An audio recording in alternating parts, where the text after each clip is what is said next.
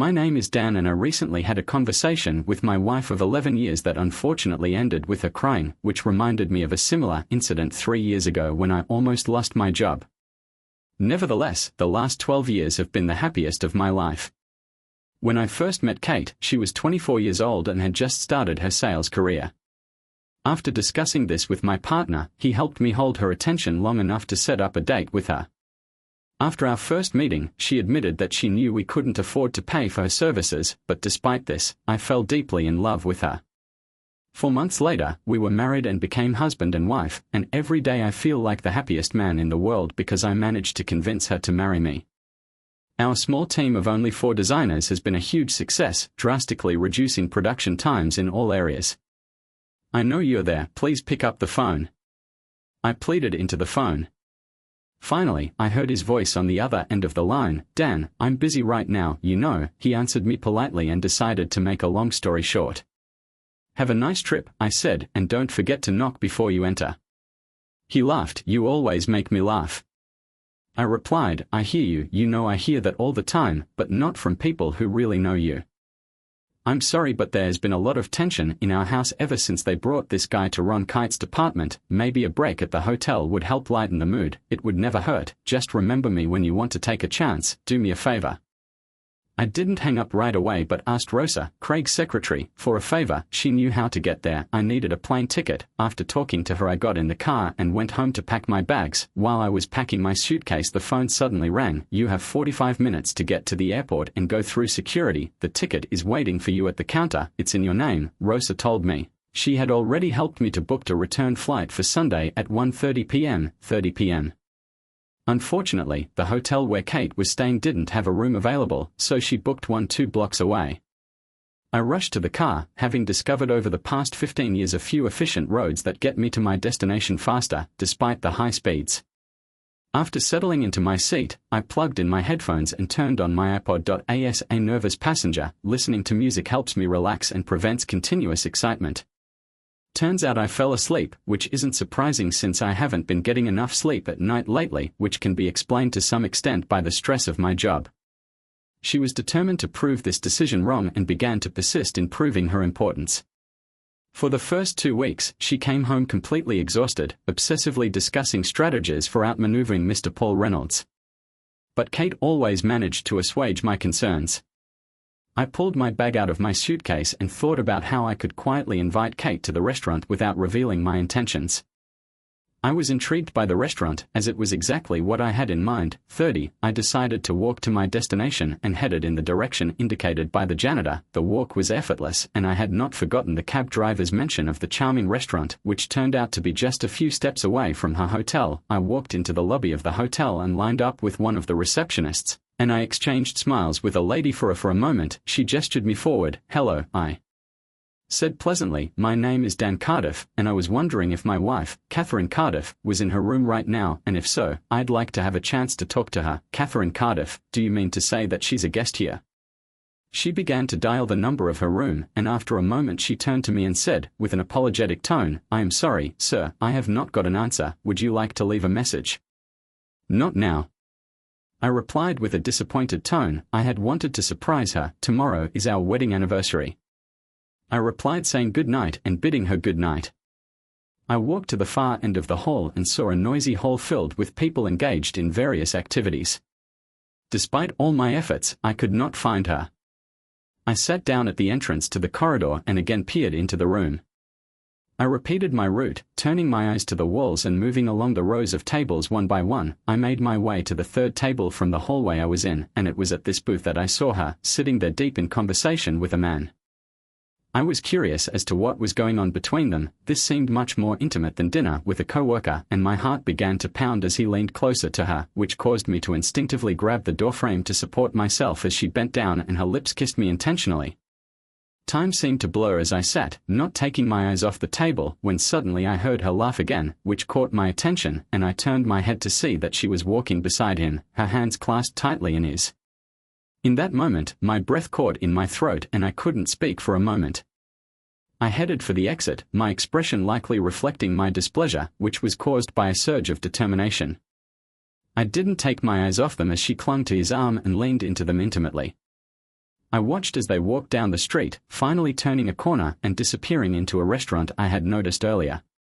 I suddenly realized what was around me and decided to slow down and give them enough time to leave the doorway.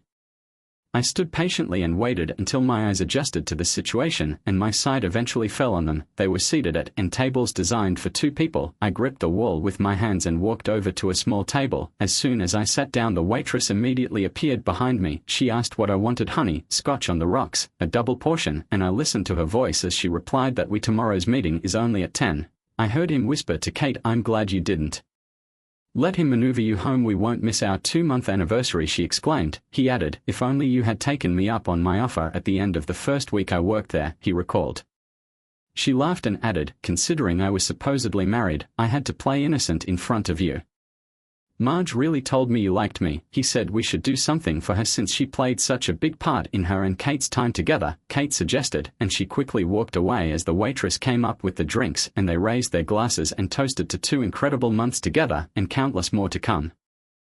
I handed her a $10 bill and said thank you before turning my attention to the next table. He looked up, but since we were strangers he didn't even care. Kate noticed his eyes turned to me. As she sat there with her lips quirking noiselessly, I said her expression was unmatched, fit for all kinds of posters. Wow, 2 months, it's a special anniversary. I remember my anniversary, but 11 years later it's starting to lose its freshness. Looking at the 2 of them, I found myself saying let's celebrate for 2 months. It's a sign of passion and prosperity, isn't it? Here's my proposal, I said, throwing the ring onto the table in Kate's direction. It was a surprise, Paul interrupted Kate loudly, realizing that he'd be in a lot of trouble if he stayed here any longer. I turned to Kate, who was trying to whisper to him that he was lucky he wasn't in my house. It was unlikely that Kate would know where I lived now, and considering what I'd done to her friend, it was unlikely that she'd go after me just to put some distance between us. I politely asked, excuse me, do you have a contact number for the airline? I urgently need to book an airplane ticket. Kate really deserves kudos for the way she's behaved over the past 2 months. The way she convincingly expresses her emotions is impressive, even during the tearful phone conversation in which I tried to maneuver her home. Grabbing my bags in a hurry, I hurried down the stairs to the lobby, and when I got there the receptionist, who had just finished a phone conversation, called me over. Sir, if you leave now there is a chance that you will catch the last flight of the day. The last check-in will be in 30 minutes and if you don't make it the next flight will leave in 3 hours. I signed the cash receipt and a lady immediately handed it to me. I apologize for cutting your meeting short, please come back another time, she said with a warm smile.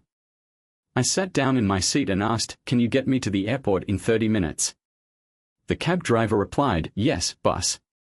He brought me back to reality, and it turned out that he was experienced enough to get me to my destination in only 20 minutes. I looked forward to the landing announcements, and unlike the previous time, I didn't need music to pass the time because there were enough other things to distract me.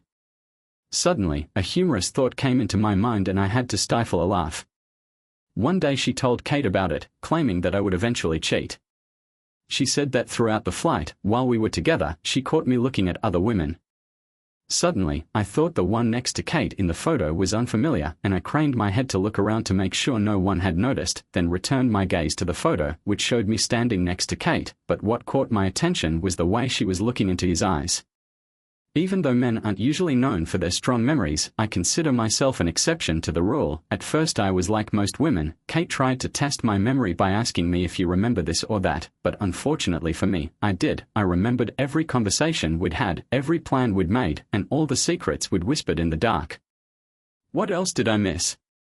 The first week they met, the man showed interest in her, but she said she declined his offer because she was married, so she wanted to keep up a pleasurable appearance. When we arrived at the airport, our family life was coming to an end and I walked straight to my car and got in line to get out.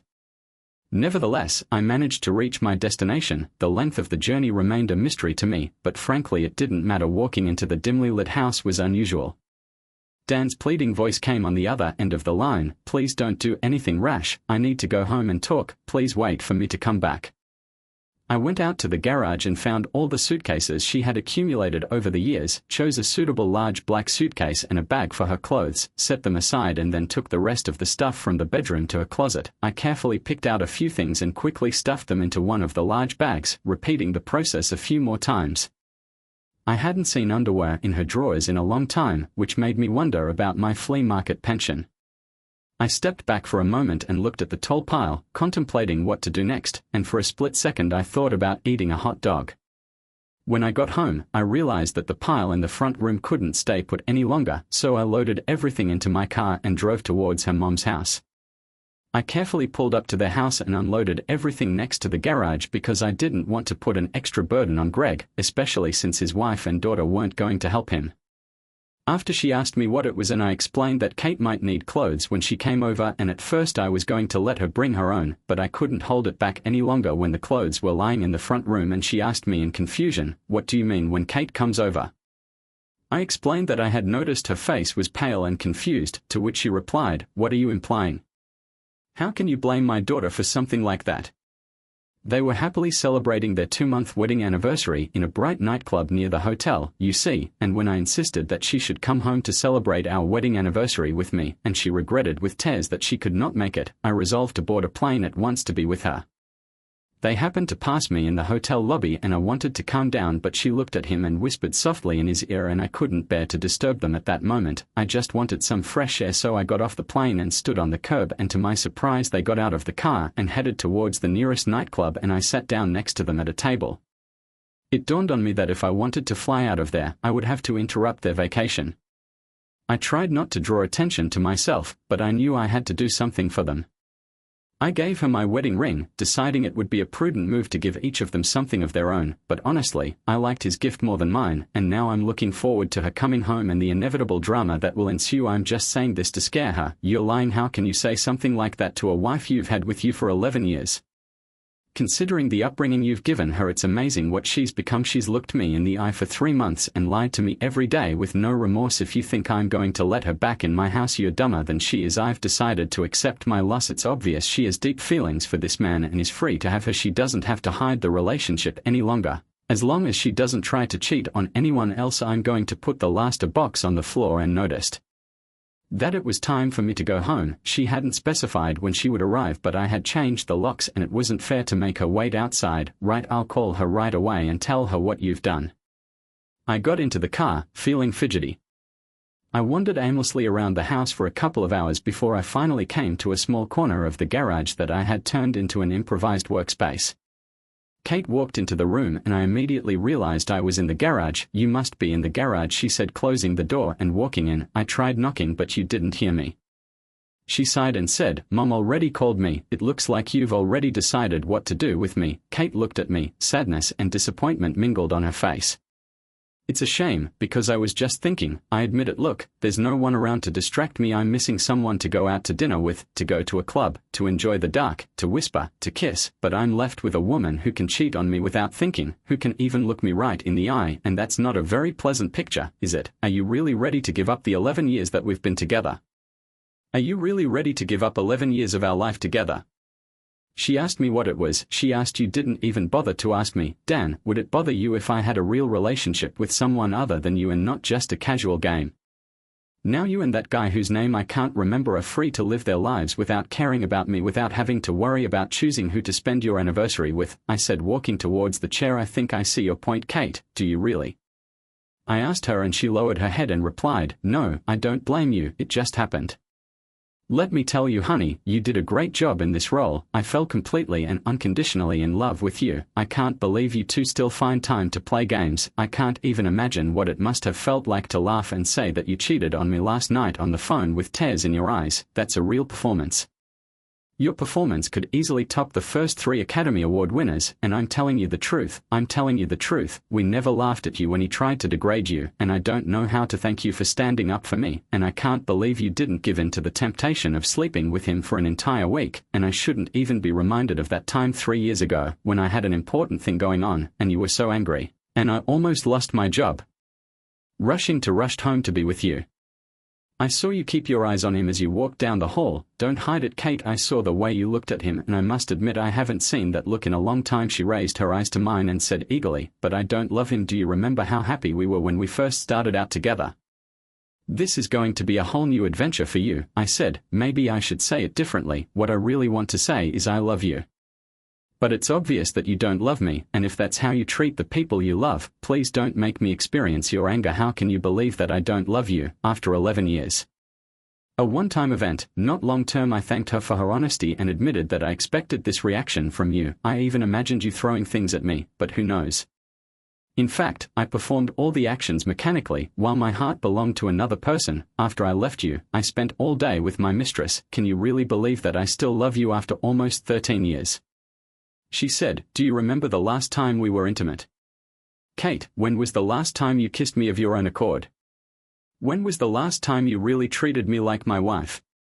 Kate, after what I've seen and heard, I can't believe you're standing here telling me that you love me. I wasn't born yesterday, you know. As soon as he showed up at the office, I overheard you and that gossip Marge talking about him, and then the two of you came up with the idea of getting her a gift. It seems you've already found your next bridesmaid, just waiting to find his best friend. The wedding party is ready, I said, leaning back in my chair. So you're the same as I am, the same you won't see. A divorce papers deliverer on your doorstep. I reserve that privilege for myself. That's it, case closed. Leave Kate and move on. I replied, what are you trying to prove to me with this? She asked me, I probably feel I don't need to prove anything to you. All I've done is for myself, not for you. Why should I fight for a man like you? When I gave you the ring, it was a sign that you were done. I don't want to spend my energy on things that don't matter to either of us. I can't forget or forgive, and based on my past and present behavior, so now it's time for me to leave you. To leave, Kate. I don't pretend to understand how you expected it all to be over, but you did ruin everything, and now it's your turn to sleep at his house. To which she replied, after 11 years, that seems unfair. There's always a deal to be made, isn't there? Well, that's settled. If you need the house, you pay for it. As for me, I want to keep the house. I'm in love with it. It's got the extra space and I can finally make it what I really want it to be. I thought you and Bast had found a house. I said, his name is Paul. She said, I don't care a bit. Do you think he doesn't have a place to live? She asked. Of course he does. She said, that solves the problem. She asked in all seriousness, this is not a joke. Do you really think I'm stupid? He doesn't want to divorce you. I hope you haven't seriously thought about coming back to me. I've been thinking about this for a long time. In particular, I've considered the possibility of our relationship lasting 11 years, but on reflection, I've come to the conclusion that we are not anymore, and that this decision was made by you. Let's remember the incredible 2 months you spent together, and let's hope that there's more waiting for us in the future. You guys, remember this. Like I said before, when I gave you the ring, it meant it was over. Please stop making excuses for our 11-year relationship. Please stop making excuses for our 11-year history. Those past years didn't matter to you and they don't matter to me now, so I'm going to make up for those 11 years with a set of legal documents. It seems that you're ready to divorce me and leave me without hesitation. You're trying to elicit sympathy from me, but I'm trying to say I'm going to forget about this person that I've spent the majority of my life with, and I refuse to let someone that I refuse to let someone I can't trust live under the same roof as me, and I'm never going to trust you again. So what's your solution? You want to keep the house for yourself? I have an idea. Why don't we make it an F ring? But that's just my idea. It's your ring. Do what you want with it. I replied as I turned to open the door, and she asked if I had gotten all my stuff out of the closet. I have to say that I didn't pack things very well. I hope you still have clean and unwrinkled clothes after your trip. I noticed her frown slightly and sat patiently waiting for her to check her room. I could hear her rummaging through the bedroom and finally to the bathroom. Sure, I'm happy to help as long as it's not too close to me, she said with a forced smile. I replied with a kind smile and got up to open the door for her. She replied, I'm afraid to kiss, but who knows where she went. I replied, I closed the door behind her. The only purpose was to get Kate to sign the papers so she wouldn't have any illusions about making up. After pulling up to her house, I paused for a moment, looking at the familiar facade and thinking that it might take some time to complete this last task, but eventually I would find solace again in the quiet of the night as this chapter was finally coming to a close. She asked me what was up. I thought you had forgotten about us. I replied, not yet. Is Kate here? Yes, she is. Come on in. I followed her. Kate sighed and said, I don't think I've been good enough for you. Do you really think I'm going to sit back and watch what you've been doing for the past few months? I watched her movements carefully, and when she was done she put the pen down hard on the table and quickly put everything into a manila envelope ready to be sent to the archives. As I drove away from the house, I was overwhelmed by a wave of mixed emotions. I understood that this was the end of our relationship, and I couldn't shake the feeling that my life was about to take a turn for the worse. Just a month later our divorce was finalized, a momentous event that marked the beginning of a completely different life. Some time later, I got unexpected news from Kate's father, who told me that after our divorce, Kate had asked Paul to leave his wife and marry her, but Paul had told Kate in no uncertain terms that he couldn't do that, admitting that he was only in an intimate relationship with her and that he didn't have any love for her. Now Kate continues to live with her parents. She is looking for a new job as she was fired from her job, as was Paul, and the previous job was a disgrace thanks to me, as her father told her that Kate was very unhappy and she had been pregnant several times but it didn't work out. Kate developed a mental illness and now she is in therapy while I continue to enjoy life. Our son was born shortly before COVID came along and he is now 1 year old. During this time, I meekly took on the responsibility of managing all the household chores, from cooking and cleaning to doing the laundry, and I made sure everything went smoothly. 1-year-olds, taking care of them at school and cooking for them. My ex-wife and I both had a difficult upbringing, so our common goal was to provide the kind of education that was lacking in our childhoods. But with the outbreak of the flu, our financial situation deteriorated, and we were forced to move in with my mother to save money and reduce her workload. On my birthday, she didn't even give me a simple hug, which made me feel very alone. Now, the kids and I live with my mom while she moved in with her boyfriend. They seem to have moved on from the initial pain, but I still can't help but feel very alone, like walking by someone to share a story, and when you turn to look at them, you realize they've disappeared. Right now, my only motivation is to move on for the sake of my children and somehow cope with this emotion. I'm hopeful for the future, and I haven't found a lawyer yet because my mom is having a hard time finding someone she can really count on. Although my brother and mom have been very supportive when I've been going through difficult times, I'm still looking for advice here. Notably, my mom left me for her co-worker, which led me to initially plan to enter into a separation agreement and turn to a lawyer. Unfortunately, I was unable to go down this route due to the high costs, but I have taken positive steps and I have started attending counseling for myself and my daughter, which is a great development. My future ex-wife is currently being treated in a psychiatric hospital, and although I think her relationship with her partner is over, she now wants to be more actively involved in her children's lives.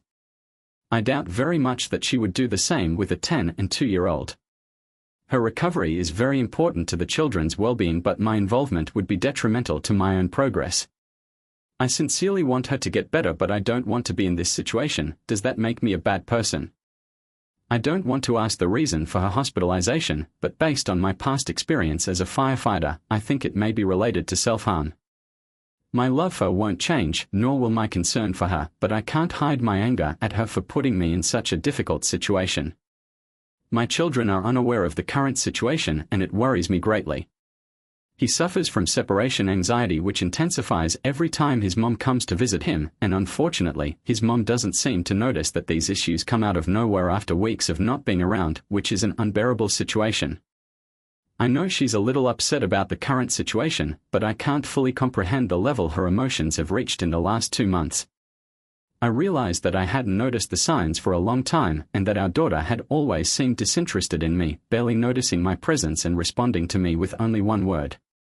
I finally realized this on my birthday when she, who has always genuinely cared about me and made an effort to be there for me, did nothing, which prompted me to start investigating, and I later found out that she's been dating her co-worker since March. For the sake of our children, I sincerely hope she finds happiness and joy. I decided to stop contacting her and focus only on issues related to our children. Unfortunately, even though I responded to her politely via ATT, she continues to try to communicate with me as if nothing has changed. She now wants to be more actively involved in our child's life, although this is difficult as she lives an hour away from us and works a lot. I used to take care of her after hours, but now I refuse to be her backup. After talking to the doctor at the hospital she is in, I found out that she can be discharged tomorrow. Although I feel guilty, I think she should find her own way since she decided to leave me and the kids. I blocked him without hesitation and took a screenshot to prove it. I made the mistake of breaking my no-contact rule just to report something to my ex, but she was neither interested nor concerned, as if it was not her responsibility to contact him. This incident taught me a valuable lesson to never break the no-contact rule, even if something hurts you. My anger was mostly related to the consequences of my relationship with my ex-wife, a situation that only prevented me from moving on. I am filled with deep anger and resentment toward the woman I once thought I would love forever.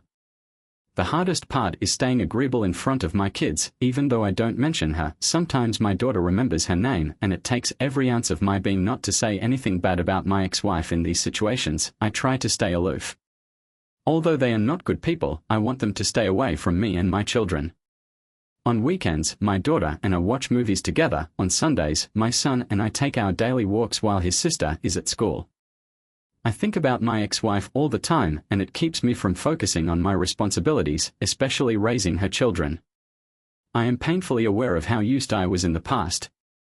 I wonder if others have gone through this, and if so, how did they cope? I did some physical exercise such as training and boxing, which brought some relief, but it still seemed like only a small part of what I really needed to heal, and I even signed up on the website Match.com. While I know that emotionally I'm not ready to start a new relationship, I have recently decided to step out of my comfort zone and be more honest with myself. But recovering from cheating has definitely been a difficult process, and a few months ago I came across a book titled Don't Be Mr. Nice Guy Anymore, which discusses in detail the concept of the white knight theory and ways to overcome it. I can admit that I did fall into some of these traps, but I don't think that all of my actions were solely aimed at earning knight points. When it comes down to it, I've always been someone who enjoys problem solving and finding solutions, and with or without her, I don't think being considerate and helpful ultimately does me any favors. I've always been someone who cleared my desk cleaner than when I came in, and I learned how to clean up after myself when I lived with other co-workers while serving in the fire department. But unfortunately, from what I've observed, it's hard to meet people who are truly kind, but dealing with pain seems to be a common thing. My ex is trying to pursue a new lifestyle, but after only 6 months, she is already trying to get full custody of the kids and spousal support, which is frustrating to me. PTSD, the children's well-being, and my vague anger at my future ex-spouse, although I'm mostly focused on the first two. I wanted time to go by faster, and I understood the importance of the present moment, but I was having a hard time shaking the emptiness I felt inside. A few days later, a deputy sheriff called me and demanded that I turn in the gun registered to my wife because she was not authorized to own it.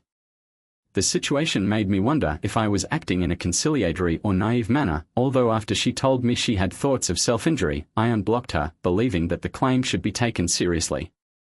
Nonetheless, I am not sure that her wishes are true, and if she were to end the relationship now, whether or not she is with her boyfriend, I would consider reconciling with her, but in the meantime consider this on the condition that the divorce proceedings continue to be followed. I have filed my response to her divorce petition, and we are currently awaiting a court date. I also suspect that she is aware of her disadvantage in court, which may make her situation worse. I really hope she will consider getting a job somewhere in our city. Tonight, we took the kids to a movie and our daughter's therapist expressed concern that she might self-harm, so I acted quickly. The 1-year-old was also happy to have his mom back, and I personally felt emotionally detached. On the other hand, I used Bumble and had a few nice acquaintances, but none of them were serious. And what if my daughter rejects someone after I've spent months building a genuine connection with her? I've grown significantly as a person since she left, and I doubt I'd be foolish enough to consider family reunification. I think it's important to point out that she is currently in therapy and on medication, which is also an important situation to consider. She wants us both to attend couples therapy, but the pace of events seems out of control to me, and if it turns out that she is pregnant with someone else's child and is trying to manipulate me into raising him, I will not be involved in that situation. I can't make a decision based on emotion alone, but I have to admit that my child's well-being is of paramount importance to me. Given the opportunity, I think I would have invested another 10 years of my life really trying to build a relationship with my ex. My low disabled veterans rating during our marriage prompted me to seek help from the Veterans Service Organization, who suggested raising my rating, which could potentially allow me to earn more than my ex-husband, and in any case, the increase in rating would have been of great benefit to me. It's not only about the well-being of my children, it's about what I've been working for. With or without her, I am actively pursuing a PA path in life, and I refuse to look back and feel like I didn't do everything I could to keep my family together. I don't know what to believe. She knows my past as a firefighter. I am constantly faced with traumatic situations. The bloody scenes I witnessed still haunt me, and the smell of copper is vivid in my memory. To see this physically strong, muscular man in his underwear, holding his wife close and in tears is beyond me. Recently, I had a conversation with my daughter and she expressed her desire to make our family whole again so that all four of us could be together. I realized that if I continue to stick with what I am currently doing and break off all contact, then the children will suffer as well. It seems to me that my negativity towards their mother will be very evident to them. I can't let my ex dictate my rate of progress any more than I can let my children dictate my outcome. This idea has always bothered me. How would my daughter feel about the relationship if she witnessed it? On the other hand, this situation can be used as an opportunity to teach them that love isn't perfect. It's not a typical romantic comedy scenario, but if my ex-wife negotiates with her spouse in good faith, I believe we have a chance, even if that possibility is only 1%. Of course, I fully realize that all of this could work against me. I realize that if I don't make any changes and if she doesn't make any improvements, then our relationship is undoubtedly doomed. If in the future our children become adults and we decide to go our separate ways, I wouldn't mind if we assumed that we were raising them correctly and adhering to expected values, then I would rely on her actions to assess her character. Therefore, I think it is necessary to consult with her therapist before considering the possibility of a true reconciliation. If she is diagnosed with bipolar disorder, or if it is confirmed that it was a major depressive episode and she shows remorse, we may have a chance, but if she wants an open relationship, then I really appreciate you all sharing your thoughts and perspectives, because it seems to me that you all understand the pain that comes with trauma. She told me that she has attempted to self-harm 3 times since the breakup, that she currently attends therapy 3 times a week, and in our individual conversations and group discussions she mentioned that she is on medication, and although I haven't personally spoken to her therapist, I suspect that she may be suffering from severe depression and codependency.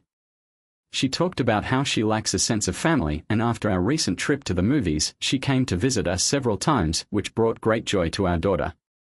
As for the positives, my son seems to be doing well, but I can't help but miss her and want to make our family whole again, and I remember how she fell in love with me, especially since we've been together since we were 18. She recently asked me out, and although I agreed because deep down she's working on it, I realize I'm not emotionally ready. I want to emphasize that I am adamant that I will not have an intimate relationship with her, and if it does come to that, I will insist on a paternity test and a STD test. I refuse to be lied to and take responsibility for someone else's child.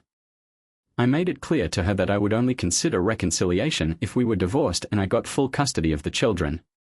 In addition, I keep my presence on dating apps until I am sure she is not dating anyone else, and then I close them. I don't have any logical reason to be happy about this, but it gives my self-esteem a boost. I'm usually interested in people who are too difficult for me. However, when she said she was upset after our separation, I was very confused. Everything I can think of is that you weren't unhappy when you cheated on me and left our children for someone else. I'm hoping that this decision will have a positive outcome, but I'm not sure what my future holds. As far as I can tell, there is no indication that she is pregnant and there is no reason to suspect that she is, and although she seems to be hesitant, she has agreed that if we reconcile, she will have 100% custody. Until she explicitly acknowledges repentance, I don't think she has any regrets. Additionally, she agreed to participate in couples therapy, which was an important step since she had previously resisted therapy. I know that I will face great difficulties because my heart still feels broken, but I am determined to rebuild my family no matter what difficulties I face, and I say this with all sincerity when I make such a commitment. Throughout my life I have reflected on the things I miss and cherish. I certainly miss the way she cared for our children with all her heart and soul. Her loving and affectionate nature made her an outstanding mother to our daughters. In addition to her wit and sarcastic humor, the way she pronounced my name holds a special place in my heart, as does her distinctive scent. And the way she looked at me when I was about to make a foolish decision left me filled with adoration. The fact that she thought I was an excellent cook brought me joy, in addition to my heartfelt admiration for her ability to get along with others.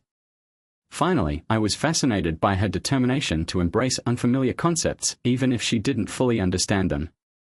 But the most important thing for me is to gain full custody of my children, which is now my top priority. I fully accept responsibility for possible failures, but 100% custody this time would be a relief because I would be able to honestly tell my daughter that I did everything I could and did. Despite my attempts to reconcile with her, I now realize that it is really important to me to make sure that I get the best possible outcome for our child's life. I often felt anxious because I realized that I was only being used as a means for her to see her children, despite the fact that she only came to see them a few times and never cared for them for a long time. But she doesn't embody the role of a mother, rather she seems to me to be someone who feels guilty from time to time and wants to get back to the life I built. We are not officially divorced at this time, as she filed for divorce last June and I filed my answer at that time. In my opinion, this is exactly what happened, and I am hoping that the attorney and judge will agree with this and grant me sole custody. I find it hard to believe her actions and decisions. None of the above issues involve a romantic relationship. Should I wait to hear from the court, or should I proactively consult with an attorney and file a deprivation of parental rights complaint for sole custody? But I honestly believe that people are inherently good, and if one stumbles and loses their way, it doesn't mean they are completely lost. Should I alienate my spouse so that our children are not additionally traumatized by this? I am in regular contact with a counselor who keeps me informed of her progress and gives me hope for recovery. She suffers from depression, accompanied by feelings of abandonment and thoughts of self-harm, which may be the result of low self-esteem caused by her mother. I supported her in addressing these issues, but it was clear that treatment from a psychiatrist would have the greatest impact on her. Unfortunately, my youngest son is still missing his mom at age 2. I worry that her constant presence in his life at this important stage will only exacerbate his future problems and difficulties. Every morning we have a pleasant ritual of reading and singing all the children's songs. I decided to look into the experiences that children usually face in such situations. I found that around the ages of 3 to 5 they may experience periods of increased aggression. But I realized that I wasn't ready to take a relationship seriously. For now, I seek solace by focusing on my personal growth and spending time exercising and seeking therapy.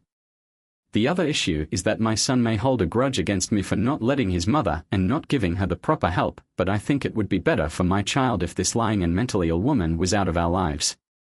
I received a court order that she has no right to be near me or my children, and she is now in a psychiatric clinic.